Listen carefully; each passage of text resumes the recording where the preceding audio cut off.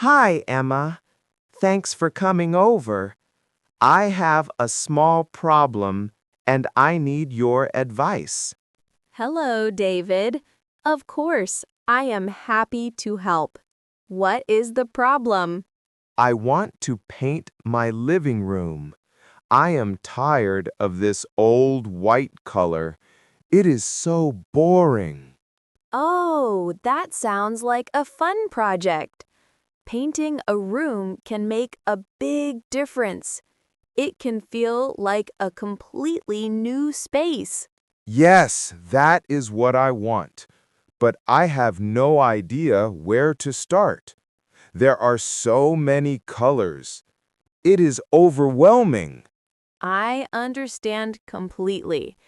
It can be difficult to choose just one color from thousands of options. But don't worry, we can figure it out together. That would be great. I feel stuck. I look at all the colors online and my brain just stops working. That's a common feeling. Let's break it down into small, easy steps. The first step is not to think about the specific color yet. Really? Not think about the color? Then what should I think about? We should think about the feeling you want to have in this room. That is the most important starting point. The feeling? What do you mean by the feeling of the room? I have never thought about that before. Well, think about it. Do you want your living room to feel calm and relaxing? Or do you want it to feel energetic and lively? That is a very interesting question. I use this room mostly in the evening to relax after work. I read a book or watch TV here. Okay, so calm and relaxing are key words. That helps a lot. An energetic color like a bright red or a bright yellow might not be the best choice for a relaxing space. I see. So a bright, exciting color would be better for a different kind of room, maybe a playroom or a kitchen. Exactly. For a relaxing atmosphere, people often choose cool colors. Think about colors like blue, green, or a soft gray. These colors can make you feel peaceful. Blue, green, or gray. Okay, I like those ideas. What about warm colors? What kind of feeling do they create? Warm colors like soft yellows, oranges, or beiges often make a room feel cozy, comfortable, and inviting. They can also be very relaxing, but in a different way, more like a warm hug. A warm hug. I like that description. So I need to decide between a calm, peaceful feeling or a cozy, comfortable feeling. Yes, think about which one sounds better to you for this specific living room. It's your space, so it should make you feel good. Okay, I think I want a calm and peaceful feeling. Cozy is nice, but my bedroom is already very cozy. I want this room to feel more open and serene. Excellent! So, we are looking for a color that creates a calm and peaceful mood. That narrows down our choices a lot. This makes the process much easier. It does. I already feel less stressed about this. So, what is the next step? Do we look at blue and green paint now? Almost. Before we look at specific shades, let's think about one more thing. How do you use this room every day? You said you relax here. Do you do anything else? Well, it is my main living area. I have guests over sometimes. We sit here and talk. I also sometimes eat dinner here while watching a movie. Okay, so it's a multi-purpose room. It's for relaxing, socializing, and sometimes eating. This is good information. Why is that important for the paint color? I am curious about the connection. If you have guests often, you might want a color that feels welcoming to everyone. Some very personal or bold colors might not feel as inviting to others. A soft, neutral color is often a safe and beautiful choice for a living room. That makes sense. I want my friends to feel comfortable when they visit me. So, a soft, neutral, and calm color. Precisely. A color that is easy to live with and won't be too distracting. It should be a beautiful background for your furniture, your art, and your conversations. A beautiful background. I like that idea. My furniture is mostly dark wood, and my sofa is a dark gray color. Perfect. The color of your existing furniture is very important. The new wall color must look good with your dark wood and gray sofa. So, I should choose a color that matches them? Like another shade of gray? It doesn't have to match exactly. It should complement them. That means it should look good next to them. For example, a soft blue or a light sage green would look beautiful with dark wood and gray sofa. Oh, I can picture that. A light sage green. That sounds very calm and natural. I like that idea a lot. Another very important factor is the light in this room. Look at your windows. Do you get a lot of natural light during the day? This window here is quite large. In the afternoon, the room gets a lot of sunlight. It can be very bright. In the morning, it is a little darker. That is key information. A paint color can look completely different in bright sunlight compared to in the morning shade or at night with artificial lights on. Wow, I never realized that. So, a color I like in the morning might be a color I hate in the afternoon? It's possible. A color might look much lighter when the sun is shining directly on it.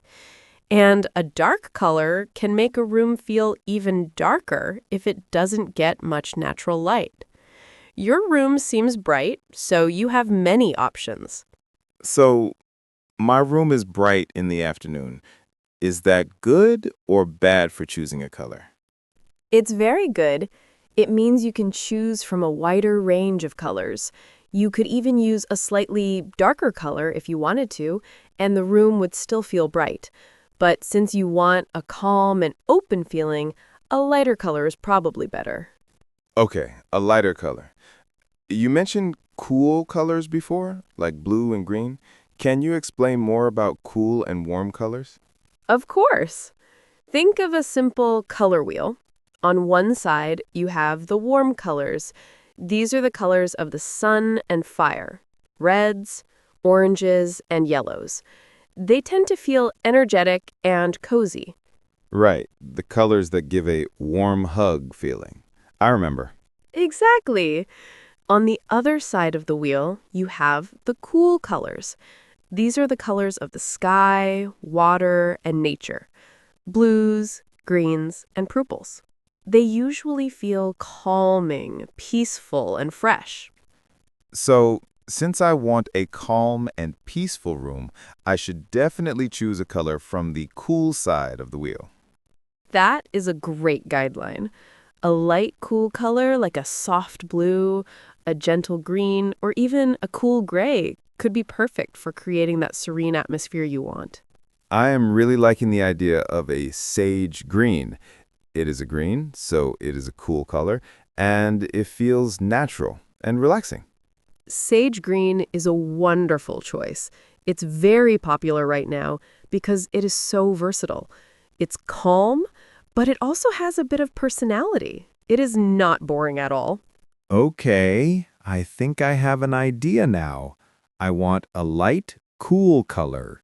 Maybe a sage green or a soft light blue. I feel much more confident. That's fantastic, David. Having a direction is the hardest part. Now comes the fun part. Finding inspiration and seeing the actual colors. Where should I look for inspiration? Should I just go to the paint store and look at the little paper samples? The paint store is a good place to go, but you can start right here at home. Do you have any home decor magazines? Or you can use websites like Pinterest or Instagram. I have used Pinterest for recipes, but never for home decor. How does that work? It's very easy. You can just search for sage green living room or light blue living room ideas. You will see hundreds of photos of real rooms painted in those colors. Oh, that is a brilliant idea. I can see how the color looks with different furniture and different kinds of light. This will help me imagine it in my own room. Exactly. It helps you see the color in context. You can see how it looks with dark wood floors, with light-colored sofas, in big rooms and in small rooms. Save the pictures that you really like. This is great advice. I will make a folder of my favorite pictures. What happens after I find a few shades of green or blue that I like in the photos? After you have a few favorites, then it is time to go to the paint store. But you won't be looking at thousands of colors. You will be looking for just those few specific shades you found online.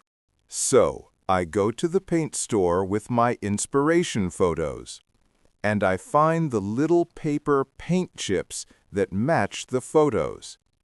Yes, find the paint chips for the colors you like best. But here is a very, very important tip. Do not make your final decision based on that small piece of paper. Why not? The color is right there on the paper. Isn't that what the paint will look like? Not exactly. The color on that little chip can look very different when it is painted on a large wall in your home. The lighting in the store is different from the lighting in your living room. You are right. The store has bright fluorescent lights. My home has natural light and warm lamps at night. I see the problem. So, the next step is to buy small sample pots of your top 2 or 3 favorite colors. Most paint companies sell them. They are not expensive. Sample pots. That makes so much sense. So I get a little bit of the actual paint to try at home. Precisely. This is the best way to see how the color will truly look and feel in your space. It is the most critical step in the whole process, so please don't skip it. I won't, I promise. It seems like a small price to pay to avoid painting the entire room the wrong color. It is. It saves you from a big, expensive mistake. Choosing between 2 or 3 final options is much easier than choosing between hundreds. So I have my 2 or 3 sample pots of paint. What is the best way to test them on the wall? Great question. Don't just paint a tiny little spot. You should paint a large square of each color. I would recommend painting a square that is at least 2 feet by 2 feet. 2 feet by 2 feet? That seems big. Why so large? A large patch gives you a much better idea of the color's presence in the room. A small dot of color can be misleading. A big square helps you see its true character. Okay, that makes sense. Where on the wall should I paint these big squares? You should paint them on the main wall, the one you see the most. And, if you can, paint a square on a wall that gets direct sunlight and another square on a wall that is usually in shadow. Ah, so I can see how the color changes with the light. You mentioned that before. Yes, it is very important.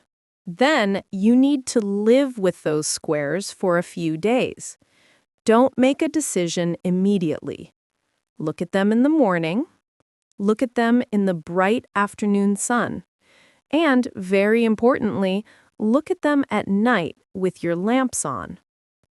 So the color will look different at night, too. I should really observe it all day. Absolutely. The warm light from your lamps will change the color's appearance.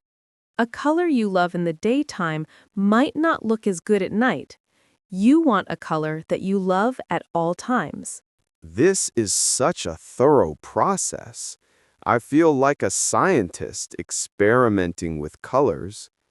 After I observe the samples for a few days and choose my favorite one, am I ready to buy the paint? Almost. There is one last decision to make. You need to choose the paint finish, also known as the sheen. The finish? What does that mean? I thought paint was just paint. The finish refers to how shiny the paint is when it dries. The main types are matte, eggshell, satin, and semi-gloss or gloss. Okay, can you explain the differences? I have no idea what those words mean. Of course, a matte finish has no shine at all. It has a very modern, velvety look. It's great for hiding small imperfections on the walls, but it can be a little difficult to clean. Difficult to clean. That might not be good for a living room where I sometimes eat. What about eggshell? Eggshell is a very popular choice for living rooms. It has a very low shine, just a little bit, like the surface of an egg. It's more durable and easier to clean than matte. It's a great balance. That sounds like a good option. What are the others? Satin and gloss? A satin finish has a bit more shine than eggshell. It's even easier to clean and is very durable. Gloss and semi-gloss are very shiny. They are extremely easy to clean, so people often use them for kitchen cabinets, doors, and trim, but they are usually too shiny for a living room wall. They also show every single imperfection on the wall. Okay. Based on your descriptions, I think eggshell sounds perfect for me. It is easy to clean, but not too shiny. I want the color to be the focus, not the shine on the wall. I agree. Eggshell is an excellent and safe choice for a living room. It provides a beautiful, durable finish that is easy to live with. So, let's review the plan. First, I think about the mood. I chose calm and peaceful. Second, I consider the light and my furniture. Then, I find inspiration online. After that, I get sample pots of my top choices. And you test those samples by painting large squares on the wall. You observe them for a few days at different times. Then you choose your favorite color and the right finish. And now I have my favorite color, which is a lovely, soft sage green, and I have chosen the eggshell finish. I am finally ready to go to the store and buy the paint. Yes, you are. See, it was not so overwhelming when we broke it down into simple steps. You made all the decisions with confidence. I feel so much better now. I know exactly what I need to do. I need to measure my room to find out how much paint to buy. That's the next logical step. Measure the height and width of each wall to calculate the square footage. The people at the paint store can help you figure out exactly how many gallons you will need. Thank you so much, Emma. I could not have done this without your help. You made it easy and fun. You are very welcome, David. I can't wait to see the finished room. It is going to look beautiful and feel so relaxing.